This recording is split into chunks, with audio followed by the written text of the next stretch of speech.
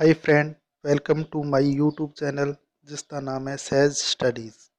ये चैनल मैं खास तौर ਤੇ ਪੰਜਾਬੀ ਵਿਸ਼ੇ ਦੀ ਪੜ੍ਹਾਈ ਕਰਨ ਵਾਲੇ ਬੱਚਿਆਂ ਦੀ ਮਦਦ ਲਈ ਬਣਾਇਆ ਹੈ। ਜਿਹੜੇ ਬੱਚੇ ਆਪਣੇ ਐਗਜ਼ਾਮ ਦੀ ਤਿਆਰੀ ਕਰ ਰਹੇ ਹਨ ਉਹ ਇੱਥੇ ਆ ਕੇ ਆਪਣੇ ਐਗਜ਼ਾਮ ਦੀ ਤਿਆਰੀ ਕਰ ਸਕਦੇ ਨੇ। ਇਸ ਚੈਨਲ ਉੱਪਰ ਸਿਰਫ ਪੰਜਾਬੀ ਵਿਸ਼ੇ ਨਾਲ ਸੰਬੰਧਿਤ ਹੀ ਤਿਆਰੀ ਕਰਵਾਈ ਜਾਏਗੀ। ਜੇਕਰ ਤੁਸੀਂ ਕਿਸੇ ਕੰਪੀਟੀਸ਼ਨ ਦੀ ਤਿਆਰੀ ਕਰ ਰਹੇ ਹੋ ਤਾਂ ਮੇਰੇ ਚੈਨਲ ਨੂੰ ਸਬਸਕ੍ਰਾਈਬ ਕਰ ਲਓ, ਮੇਰੇ ਵੀਡੀਓ ਨੂੰ ਲਾਈਕ ਕਰੋ, ਨਾਲ ਹੀ ਨਾਲ ਬੈਲ ਆਈਕਨ ਨੂੰ ਔਨ ਕਰ ਦਿਓ ਤਾਂ ਜੋ ਮੈਂ ਨਵਾਂ ਵੀਡੀਓ ਲੈ ਕੇ ਆਵਾਂ ਤਾਂ ਤੁਹਾਨੂੰ ਨੋਟੀਫਿਕੇਸ਼ਨ ਮਿਲ ਸਕੇ। ਮੇਰੇ ਵੀਡੀਓ 'ਤੇ ਸੁਝਾਅ ਵੀ ਦਿਓ ਕਿ ਤੁਹਾਨੂੰ ਵੀਡੀਓ ਕਿਸ ਤਰ੍ਹਾਂ ਦਾ ਲੱਗਾ। ਜੇਕਰ ਤੁਹਾਨੂੰ ਪੰਜਾਬੀ ਦੇ ਕਿਸੇ ਹੋਰ ਟੌਪਿਕ 'ਤੇ ਵੀਡੀਓ ਦੀ ਲੋੜ ਹੈ ਤਾਂ ਵੀ ਮੈਨੂੰ ਕਮੈਂਟ ਕਰਕੇ ਜ਼ਰੂਰ ਦੱਸਿਓ। ਆਪਣੇ ਦੋਸਤਾਂ ਨਾਲ ਇਸ ਵੀਡੀਓ ਨੂੰ ਜ਼ਰੂਰ ਸ਼ੇਅਰ ਕਰੋ। ਮੈਂ ਤੁਹਾਨੂੰ ਇੱਥੇ ਪੰਜਾਬੀ ਵਿਸ਼ੇ ਨਾਲ ਜੁੜੀ ਪ੍ਰੀਖਿਆ ਯੋਗ ਹਰ ਵੀਡੀਓ ਪ੍ਰੋਵਾਈਡ ਕਰਵਾਵਾਂਗਾ। ਨਮਸਕਾਰ ਸਾਥੀਓ, ਪੰਜਾਬੀ ਭਾਸ਼ਾ ਦੇ ਸਿੱਖਿਆ ਸ਼ਾਸਤਰ ਦੇ ਅੰਦਰ ਆਪਣਾ ਟੌਪਿਕ ਚੱਲ ਰਿਹਾ ਸੀ। ਉਸ ਦੇ ਅੰਦਰ ਅੱਜ ਆਪਾਂ ਇਸ ਭਾਗ ਦੇ ਅੰਦਰ ਪੰਜਾਬੀ ਸਿੱਖਿਆ ਸੰਬੰਧੀ ਸੁਧਾਰ ਤੋਂ ਰਿਲੇਟਡ ਇਹ ਟੌਪਿਕ ਪੜ੍ਹਾਂਗੇ। ਇਸ ਤੋਂ ਪਹਿਲੇ ਵਾਲੀ ਵੀਡੀਓ ਦੇ ਅੰਦਰ ਆਪਾਂ ਜਿਹੜੀ ਸਮੱਸਿਆ ਤੋਂ ਰਿਲੇਟਡ ਟੌਪਿਕ ਪੜ੍ਹ ਚੁੱਕੇ ਹਾਂ। ਜਿਹੜੇ ਸਾਥੀ ਇਸ ਚੈਨਲ ਦੇ ਉੱਪਰ ਨਵੇਂ ਜੁੜੇ ਨੇ ਉਹਨਾਂ ਲਈ ਮੈਂ ਦੱਸਣਾ ਚਾਹਾਂਗਾ ਕਿ ਪਿੱਛੇ ਦੇ ਜਿਹੜੇ ਭਾਗ ਨੇ ਪੰਜਾਬੀ ਸਿੱਖਿਆ ਸ਼ਾਸਤਰ ਤੋਂ ਰਿਲੇਟਡ ਜਿਹੜੀ ਵੀਡੀਓ ਨੇ ਉਹ ਦੇਖਣ ਦੇ ਲਈ ਚੈਨਲ ਦੀ ਪਲੇਲਿਸਟ ਦੇ ਅੰਦਰ ਜਾ ਕੇ ਪੰਜਾਬੀ ਸਿੱਖਿਆ ਦਾ ਸ਼ਾਸਤਰ, ਉੱਥੇ ਤੁਹਾਨੂੰ ਇਹ ਸਾਰੇ ਵੀਡੀਓਜ਼ ਮਿਲ ਜਾਣਗੇ। ਕੁਝ ਇੱਕ ਸਟੂਡੈਂਟ ਨੂੰ ਇਹ ਚੀਜ਼ ਸਮਝ ਵਿੱਚ ਨਹੀਂ ਆ ਰਹੀ ਕਿ ਇਹ ਜਿਹੜੇ ਪੰਜਾਬੀ ਸਿੱਖਿਆ ਸ਼ਾਸਤਰ ਹੈ ਜਿਹੜਾ ਇਹ ਕਿਹੜੇ ਸਿਲੇਬਸ ਦੇ ਉੱਪਰ ਆਧਾਰਿਤ ਹੈ।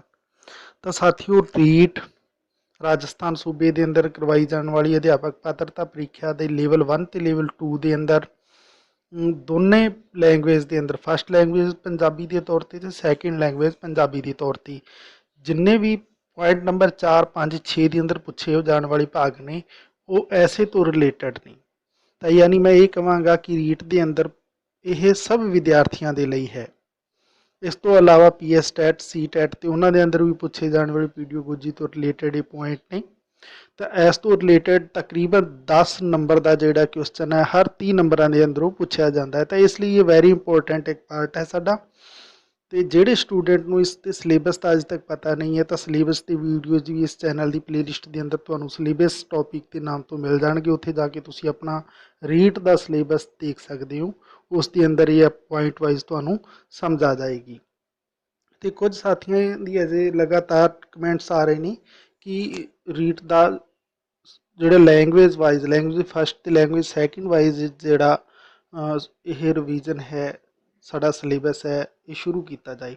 ਤਾਂ ਹਾਂ, ਜਲਦ ਮੈਂ ਇਸ ਪ੍ਰਕਾਰ ਦਾ ਸਿਲੇਬਸ ਟੌਪਿਕ ਵਾਈਜ਼ ਲੈ ਕੇ ਸ਼ੁਰੂ ਕਰਨ ਜਾ ਰਿਹਾ ਹਾਂ। ਥੋੜ੍ਹੀ ਜਿਹੀ ਵਿਅਸਤਤਾ ਦੇ ਕਾਰਨ ਕੁਝ ਪ੍ਰਾਕ੍ਰਿਤਿਕ ਆਪਦਾ ਤੋਂ ਰਿਲੇਟਡ ਇਹ ਸਮੱਸਿਆਵਾਂ ਨੇ ਜਿਨ੍ਹਾਂ ਦੇ ਕਾਰਨ ਮੈਂ ਪੂਰਾ ਵਕਤ ਹੈ ਜਿਹੜੇ ਸਟੂਡੈਂਟ ਹਿੱਤ ਲਈ ਨਹੀਂ ਦੇ ਪਾ ਰਿਹਾ।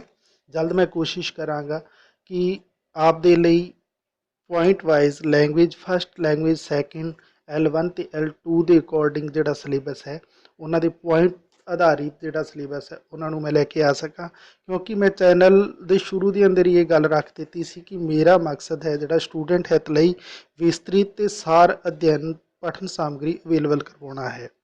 ਤਾਂ ਸਾਥੀਓ, ਇਹ ਵਿਸਤ੍ਰਿਤ ਅਧਿਐਨ ਦੇ ਅਕੋਰਡਿੰਗ ਹੈ ਕਿਉਂਕਿ ਅਗਰ ਮੈਂ ਸਾਰ ਲੈ ਕੇ ਆਵਾਂਗਾ ਤਾਂ ਉਹ ਟੌਪਿਕ ਵਾਈਜ਼ ਲੈ ਕੇ ਆਵਾਂਗਾ ਤਾਂ ਤੁਹਾਨੂੰ ਮੈਂ ਦੱਸ ਸਕਾਂਗਾ ਕਿ ਮੇਰੇ ਚੈਨਲ ਦੇ ਉੱਪਰ ਇਸ ਵੀਡੀਓ ਦੇ ਅੰਦਰ ਜਾ ਕੇ ਤੁਸੀਂ ਇਸ ਦਾ ਸਾਰ ਅਧਿਐਨ ਕਰ ਸਕਦੇ ਹੋ, ਇਸ ਦਾ ਵਿਸਤ੍ਰਿਤ ਅਧਿਐਨ ਕਰ ਸਕਦੇ ਹੋ ਜਾਂ ਕੁਐਸਚਨ ਤੁਸੀਂ ਦੇਖ ਸਕਦੇ ਹੋ, ਮਾਡਲ ਪੇਪਰ ਦੇਖ ਸਕਦੇ ਹੋ, ਸਿਲੇਬਸ ਦੇਖ ਸਕਦੇ ਹੋ। ਤਾਂ ਇਹ ਸਾਰੇ ਉਸ ਜਿਹੜੀ ਆਪਣੇ ਚੈਨਲ ਦਾ ਥੀਮ ਹੈ ਉਸ ਦੇ ਅਕੋਰਡਿੰਗ ਹੀ ਸ਼ੁਰੂ ਕੀਤਾ ਜਾ ਰਿਹਾ। ਤਾਂ ਆਓ ਸਾਥੀਓ ਸ਼ੁਰੂ ਕਰਦੇ ਹਾਂ ਅੱਜ ਇਸ ਟੌਪਿਕ ਨੂੰ ਕਿ ਪੰਜਾਬੀ ਸਿੱਖਿਆ ਸੰਬੰਧੀ ਸੁਧਾਰ। ਸਮੱਸਿਆਵਾਂ ਦੇ ਬਾਰੇ ਅਸੀਂ ਪਿਛਲੇ ਵੀਡੀਓ ਦੇ ਅੰਦਰ ਪੜ੍ਹ ਚੁੱਕੇ ਹਾਂ, ਤਾਂ ਹੁਣ ਸੁਧਾਰ ਦੇ ਬਾਰੇ ਪੜ੍ਹਾਂਗੇ।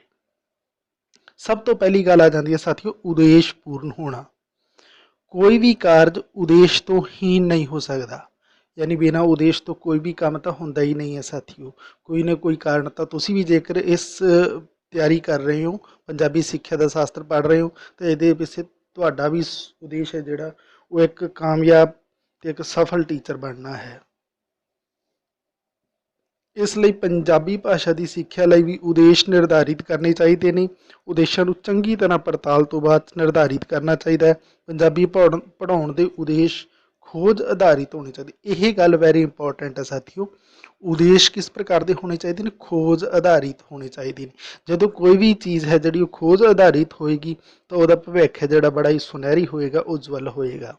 ਤਾਂ ਸਾਡੀ ਜਿਹੜੀ ਸਿੱਖਿਆ ਹੈ ਪੰਜਾਬੀ ਦੀ ਉਹ ਉਦੇਸ਼ ਪੂਰਨ ਹੋਣੀ ਚਾਹੀਦੀ ਹੈ। ਯਾਨੀ ਬੱਚਿਆਂ ਨੂੰ ਜਦੋਂ ਅਸੀਂ ਪੜ੍ਹਾਈਏ ਤਾਂ ਉਹਨਾਂ ਨੂੰ ਇਹ ਗੱਲ ਕਲੀਅਰ ਹੋਣੀ ਚਾਹੀਦੀ ਹੈ ਕਿ ਉਹ ਇਹ ਚੀਜ਼ ਕਿਉਂ ਸਿੱਖ ਰਹੇ ਨੇ। ਫਿਰ ਪੁਆਇੰਟ ਨੰਬਰ 2 ਆ ਜਾਂਦਾ ਆਪਣੇ ਕੋਲ, ਸਹਾਇਕ ਸਾਧਨਾਂ ਦੀ ਵਰਤੋਂ। ਸਹਾਇਕ ਸਾਧਨਾਂ ਦੀ ਵਰਤੋਂ ਤੋਂ ਬਿਨਾਂ ਤਾਂ ਸਿੱਖਿਆ ਅਧੂਰੀ ਹੈ, ਕਿਉਂਕਿ ਉਸ ਤੋਂ ਬਿਨਾਂ ਤਾਂ ਸਿਰਫ ਕਿਤਾਬੀ ਗਿਆਨ ਰਹਿ ਜਾਏਗਾ।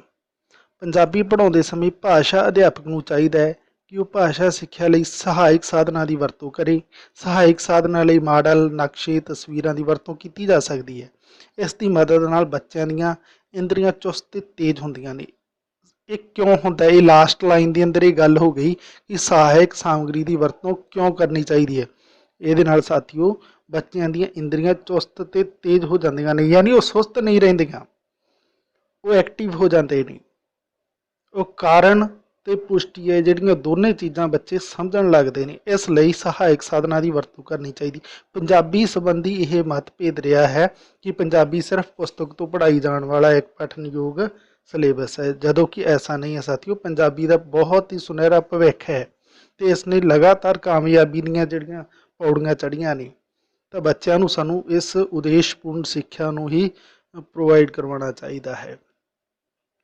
ਤਾਂ ਜਿਹੜੇ ਸਾਡਾ ਸਹਾਇਕ ਸਾਧਨਾਂ ਦੀ ਵਰਤੋਂ ਹੈ ਜਿਹੜੀ ਉਹ ਪੰਜਾਬੀ ਦੇ ਲਈ ਵੀ ਸਾਨੂੰ ਕਰਨੀ ਚਾਹੀਦੀ ਹੈ। ਇਹ ਨਾ ਹੋਵੇ ਕਿ ਪੰਜਾਬੀ ਨੂੰ ਅਸੀਂ ਸੌਖਾ ਸਬਜੈਕਟ ਮੰਨ ਕੇ ਇਸ ਨੂੰ ਅਸੀਂ ਸੋਚੀਏ ਕਿ ਇਹ ਸਿਰਫ ਕਿਤਾਬ ਤੋਂ ਹੀ ਪੜ੍ਹਾਈ ਜਾ ਸਕਦੀ ਹੈ।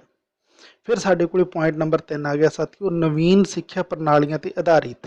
ਜਿਹੜੀਆਂ ਨਵੀਆਂ ਜਿਹੜੇ ਟੀਚਿੰਗ ਮੈਥਡ ਨੇ ਉਹਨਾਂ ਤੇ ਡਿਪੈਂਡਡ ਹੈ ਇਹ ਵੀ ਪੰਜਾਬੀ ਲੈਂਗੁਏਜ ਵੀ। ਪੰਜਾਬੀ ਭਾਸ਼ਾ ਦੀ ਸਿੱਖਿਆ ਸਮੇਂ ਨਵੀਆਂ ਸਿੱਖਿਆ ਪ੍ਰਣਾਲੀਆਂ ਦੀ ਵਰਤੋਂ ਕਰਨੀ ਚਾਹੀਦੀ ਹੈ। ਅੱਜ ਭਾਸ਼ਾ ਮਨੋਵਿਗਿਆਨਿਕ ਹੋ ਗਈ ਹੈ, ਮਨੋਵਿਗਿਆਨਿਕ ਹੋ ਗਈ ਹੈ।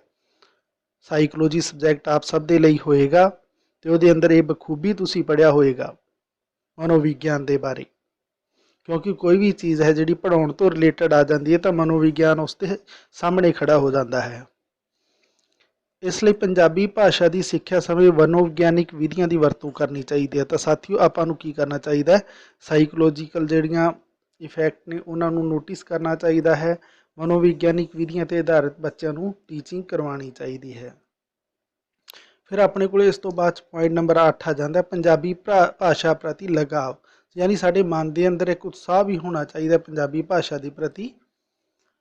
ਅਧਿਆਪਕਾਂ ਨੂੰ ਚਾਹੀਦਾ ਹੈ ਕਿ ਉਹ ਪੰਜਾਬੀ ਭਾਸ਼ਾ ਪ੍ਰਤੀ ਵਿਦਿਆਰਥੀਆਂ ਦਾ ਲਗਾਵ, ਸਤਿਕਾਰ ਵਧਾਉਣ ਲਈ ਕੋਸ਼ਿਸ਼ ਕਰੇ। ਉਹ ਆਮ ਲੋਕਾਂ ਨੂੰ ਸਮਝਾਏ ਕਿ ਪੰਜਾਬੀ ਭਾਸ਼ਾ ਦਾ ਕੀ ਮਹੱਤਵ ਹੈ। ਯਾਨੀ ਇੱਕ ਟੀਚਰ ਦਾ ਇਹ ਵੀ, ਜਿੱਥੇ ਟੀਚਰ ਦਾ ਕੰਮ ਸਿਰਫ ਬੱਚਿਆਂ ਨੂੰ ਪੜ੍ਹਾਉਣਾ ਹੈ, ਉੱਥੇ ਲੋਕਾਂ ਦੇ ਅੰਦਰ, ਆਮ ਜਨ ਦੇ ਅੰਦਰ ਪੰਜਾਬੀ ਪ੍ਰਤੀ ਪਿਆਰ ਪੈਦਾ ਕਰਨਾ ਵੀ ਹੈ। ਜਿਵੇਂ ਕਿ ਆਪ ਸਭ ਨੂੰ ਪਤਾ ਹੋਏਗਾ ਸਾਥੀਓ ਕਿ ਮੈਂ ਪੰਜਾਬੀ ਸਬਜੈਕਟ ਤੋਂ ਰਿਲੇਟਡ ਪੰਜਾਬੀ ਦੀ ਪੋਸਟ ਤੇ ਅਪੁਆਇੰਟ ਹਾਂ। ਤਾਂ ਮੇਰਾ ਮਕਸਦ ਸਿਰਫ ਆਪਣੀ ਜਮਾਤ ਦੇ ਬੱਚਿਆਂ ਨੂੰ ਜਾ ਕੇ ਪੜ੍ਹਾਉਣਾ ਹੀ ਨਹੀਂ ਹੈ। ਮੇਰਾ ਸੰਪੂਰਨ ਕਾਰਜ ਆ ਜਾਂਦਾ ਕਿ ਪੰਜਾਬੀ ਹਿੱਤ ਦੇ ਲਈ ਕਾਰਜ ਕਰਨਾ, ਤੇ ਐਸੇ ਮਕਸਦ ਨਾਲ ਮੈਂ ਘਰ ਬੈਠੇ ਸਟੂਡੈਂਟ ਨੂੰ ਇਹ ਪਠਨਯੋਗ ਸਾਮਗਰੀ ਪ੍ਰੋਵਾਈਡ ਕਰਵਾਉਣ ਦਾ ਮੈਂ ਟੀਚਾ ਉਲੀਕਿਆ ਹੈ। ਤਾਂ ਪ੍ਰਸ਼ਨ ਨੰਬਰ 5 ਆ ਜਾਂਦਾ ਹੈ ਸਾਥੀਓ, ਪੰਜਾਬੀ ਵਿਸ਼ੇ ਨੂੰ ਉੱਚਾ ਸਥਾਨ ਦੇਣਾ।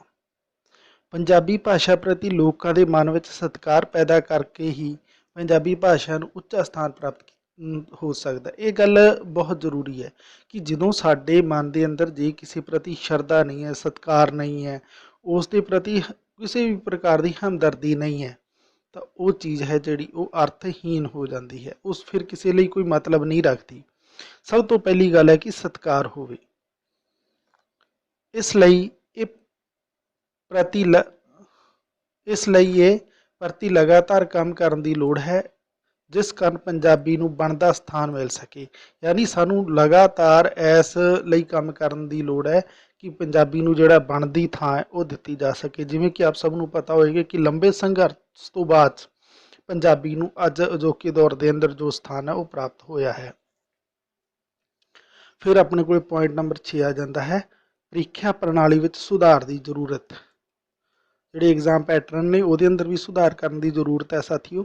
ਅਜੋਕੇ ਦੌਰ ਵਿੱਚ ਜੋ ਪਰੰਪਰਾਗਤ ਵਿਧੀਆਂ ਦੀ ਵਰਤੋਂ ਕੀਤੀ ਜਾ ਰਹੀ ਹੈ ਉਸ ਵਿੱਚ ਵੀ ਸੁਧਾਰ ਕਰਨ ਦੀ ਲੋੜ ਹੈ। ਵਿਦਿਆਰਥੀਆਂ ਦੀ ਯੋਗਤਾ ਦਾ ਮੁਲਾਂਕਣ ਕੇਵਲ ਲਿਖਤ ਪ੍ਰੀਖਿਆ ਦੇ ਨਾਲ ਹੀ ਨਹੀਂ ਹੋ ਸਕਦਾ, ਸਗੋਂ ਨਵੀਆਂ ਵਿਧੀਆਂ ਅਪਣਾ ਕੇ ਵੀ ਕੀਤਾ ਜਾ ਸਕਦਾ ਹੈ। ਤਾਂ ਸਾਥੀਓ ਕੱਲਾ ਲਿਖਤ ਐਗਜ਼ਾਮ ਹੀ ਜ਼ਰੂਰੀ ਨਹੀਂ ਹੈ। ਇਸ ਦੇ ਨਾਲ ਨਵੀਆਂ ਜਿਹੜੀਆਂ ਵਿਧੀਆਂ ਆ ਗਈਆਂ ਨੇ ਉਹਨਾਂ ਦੇ ਮਾਧਿਅਮ ਦੇ ਨਾਲ ਵੀ ਅਸੀਂ ਜਿਹੜੀ ਪੰਜਾਬੀ ਦੀ ਜਿਹੜੀ ਸਿੱਖਿਆ ਹੈ, ਸਿੱਖਿਆ ਪ੍ਰਣਾਲੀ ਹੈ, ਉਹਦੇ ਅੰਦਰ ਮਾਕੂਲ ਚੇਂਜ ਕਰ ਸਕਦੇ ਹਾਂ, ਪਰਿਵਰਤਨ ਕਰ ਸਕਦੇ ਹਾਂ ਅਤੇ ਉਹਨੂੰ ਹੋਰ ਕਿਫਾਇਤੀ ਬਣਾ ਸਕਦੇ ਹਾਂ। ਫਿਰ ਇਸ ਤੋਂ ਬਾਅਦ ਸਾਥੀਓ ਆਪਣੇ ਕੋਲ ਪੁਆਇੰਟ ਨੰਬਰ ਆ ਜਾਂਦਾ ਹੈ 7, ਭਾਸ਼ਾ ਸਿੱਖਿਆ ਲਈ ਪ੍ਰਯੋਗਸ਼ਾਲਾ ਦੀ ਵਰਤੋਂ। ਪੰਜਾਬੀ ਭਾਸ਼ਾ ਦੀ ਸਿੱਖਿਆ ਲਈ ਪ੍ਰਯੋਗਸ਼ਾਲਾ ਦੀ ਵਰਤੋਂ ਕੀਤੀ ਜਾਣੀ ਚਾਹੀਦੀ ਹੈ। ਇਸ ਨਾਲ ਸੁਣਨ, ਬੋਲਣ, ਪੜ੍ਹਨ ਅਤੇ ਲਿਖਣ ਦੀ ਆਕਰਸ਼ਕ ਸਿੱਖਿਆ ਪ੍ਰਦਾਨ ਕੀਤੀ ਜਾ ਸਕਦੀ ਹੈ। ਭਾਸ਼ਾ ਸਿੱਖਿਆ ਦੀ ਪ੍ਰਯੋਗਸ਼ਾਲਾ ਵਿਗਿਆਨਿਕ ਦ੍ਰਿਸ਼ਟੀਕੋਣ ਵਾਲੀ ਹੋਣੀ ਚਾਹੀਦੀ ਹੈ। ਸਾਥੀਓ ਇੱਥੇ ਮੈਂ ਦੱਸਣਾ ਚਾਹਾਂਗਾ ਕਿ ਭਾਸ਼ਾ ਸਿੱਖਿਆ ਦੀ ਪ੍ਰਯੋਗਸ਼ਾਲਾ, ਇੱਥੇ ਪ੍ਰਯੋਗਸ਼ਾਲਾ ਦੀ ਗੱਲ ਕੀਤੀ ਗਈ ਹੈ, ਇੱਥੇ ਪ੍ਰਯੋਗਸ਼ਾਲਾ ਦੀ ਗੱਲ ਕੀਤੀ ਗਈ ਹੈ ਸਾਥੀਓ।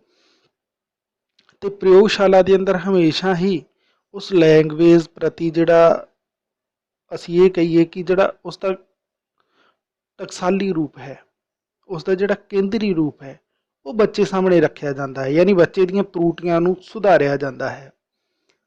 ਕੁਝ ਬੱਚੇ ਪ੍ਰਯੋਗਸ਼ਾਲਾ ਤੋਂ ਰਿਲੇਟਡ ਸ਼ਬਦ ਤੋਂ ਭਰਮਿਤ ਹੋ ਜਾਂਦੇ ਨੇ।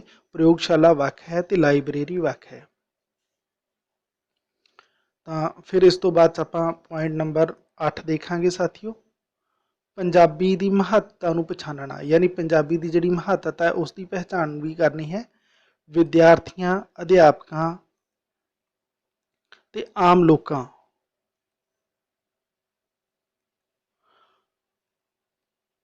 ਲੋਕਾਂ ਲਈ ਇਹ ਗੱਲ ਜ਼ਰੂਰੀ ਹੈ ਕਿ ਉਹ ਪੰਜਾਬੀ ਦੀ ਮਹੱਤਤਾ ਨੂੰ ਪਛਾਣਨ, ਇਸ ਨੂੰ ਸਤਿਕਾਰ ਦੀ ਨਜ਼ਰ ਨਾਲ ਦੇਖਣ ਅਤੇ ਅਪਣਾਉਣ। ਵਿਦਿਆਰਥੀ ਅਧਿਆਪਕਾਂ ਨੂੰ ਉਚਿਤ ਮਾਣ ਅਤੇ ਸਤਿਕਾਰ ਦੇਣ। ਇਹ ਗੱਲ ਵੀ ਜ਼ਰੂਰੀ ਹੈ ਕਿ ਸਾਥੀਓ ਸਾਨੂੰ ਬਣਦੀ ਥਾਂ ਦੇਣ ਦੇ ਲਈ ਸਾਡਾ ਉਸ ਲੈਂਗੁਏਜ ਪ੍ਰਤੀ, ਉਸ ਭਾਸ਼ਾ ਪ੍ਰਤੀ ਯਾਨੀ ਪੰਜਾਬੀ ਪ੍ਰਤੀ ਸਾਡਾ ਮਾਣ ਸਨਮਾਨ ਹੋਣਾ ਚਾਹੀਦਾ ਹੈ।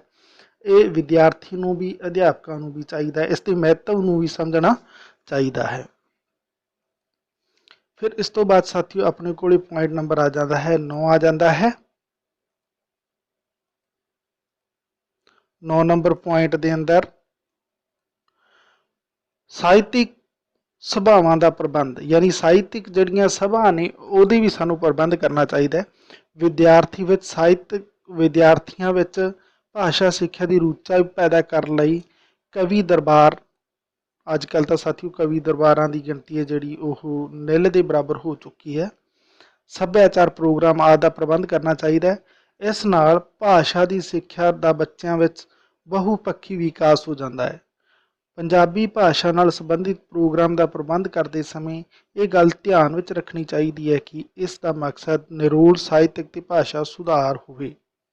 ਯਾਨੀ ਅਸੀਂ ਜਦੋਂ ਕੋਈ ਸਭਾ ਉਲੀਕਦੇ ਹਾਂ ਉਸ ਸਮੇਂ ਹੀ ਸਾਡਾ ਮਕਸਦ ਤੈਅ ਹੋ ਜਾਣਾ ਚਾਹੀਦਾ ਹੈ ਕਿ ਇਹਦਾ ਮਕਸਦ ਇਹ ਹੋਣਾ ਚਾਹੀਦਾ ਹੈ ਕਿ ਨਿਰੋਲ ਸਾਹਿਤਕ ਭਾਸ਼ਾ ਸੁਧਾਰ ਹੋਵੇ, ਕਿ ਅਸੀਂ ਇੱਕ ਲੈਂਗੁਏਜ ਦੇ ਲਈ, ਪੰਜਾਬੀ ਦੇ ਲਈ ਸਾਹਿਤਕ ਦ੍ਰਿਸ਼ਟੀਕੋਣ ਨਾਲ ਇੱਕ ਨਿਰੋਲ ਉਸ ਨੂੰ ਬਣਾਉਣ ਦੇ ਲਈ ਕੋਈ ਸੁਧਾਰ ਕਰ ਸਕੀਏ। ਇੱਦਾਂ ਦੇ ਸਾਨੂੰ ਕਾਰਜ ਉਸ ਸਭਾ ਦੇ ਅੰਦਰ ਉਲੀਕਣੇ ਚਾਹੀਦੇ, ਕਰਨੇ ਚਾਹੀਦੇ ਨੇ। ਫਿਰ ਇਸ ਤੋਂ ਬਾਅਦ ਸਾਥੀਓ ਆਪਣੇ ਕੋਲ ਜਿਹੜਾ ਪ੍ਰਸ਼ਨ ਆ ਜਾਂਦਾ ਹੈ, ਪੁਆਇੰਟ ਆ ਜਾਂਦਾ ਹੈ, ਪੁਆਇੰਟ ਨੰਬਰ ਆਪਣੇ ਕੋਲ 10 ਆ ਜਾਂਦਾ ਹੈ ਸਾਥੀਓ।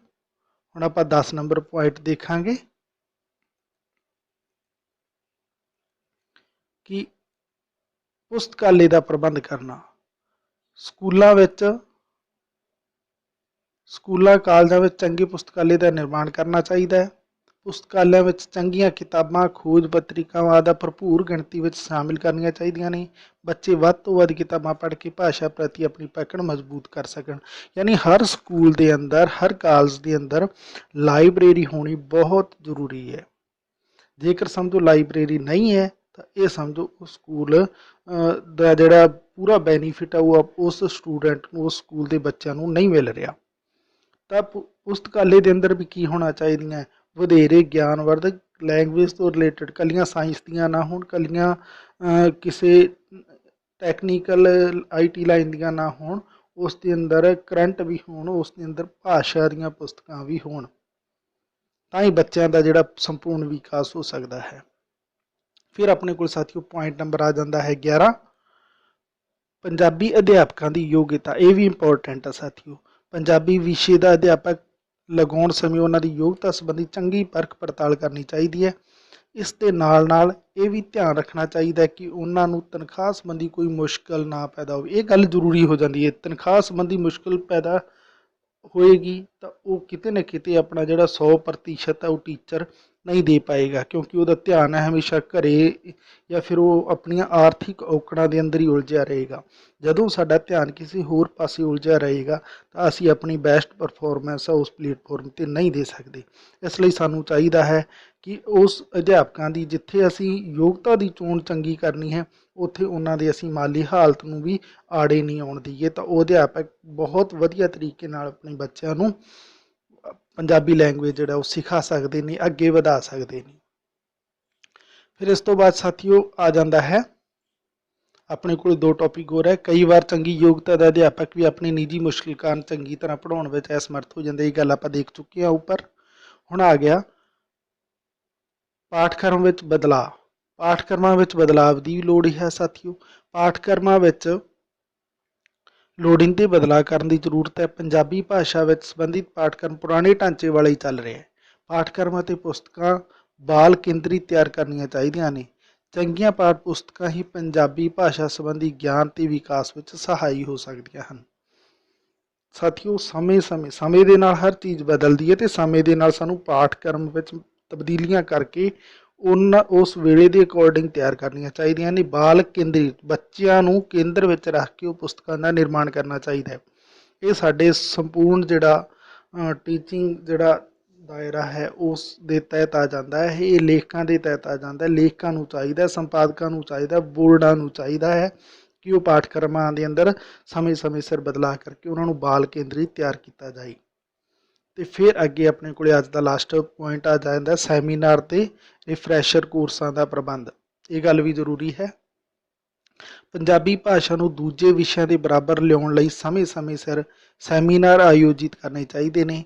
ਇਸ ਦੇ ਨਾਲ ਹੀ ਰਿਫਰੈਸ਼ਰ ਕੋਰਸਾਂ, ਵਰਕਸ਼ਾਪਾਂ ਦੀ ਵੀ ਸਥਾਪਨਾ ਕਰਨੀਆਂ ਚਾਹੀਦੀਆਂ ਹੈ। ਸੱਭਿਆਚਾਰ ਪ੍ਰੋਗਰਾਮ ਅਤੇ ਲੋੜੀਂਦੇ ਬਦਲਾਅ ਕਰਕੇ ਹੀ ਪੰਜਾਬੀ ਭਾਸ਼ਾ ਨੂੰ ਉੱਚੇ ਸਥਾਨ 'ਤੇ ਲਿਆਇਆ ਜਾ ਸਕਦਾ ਹੈ।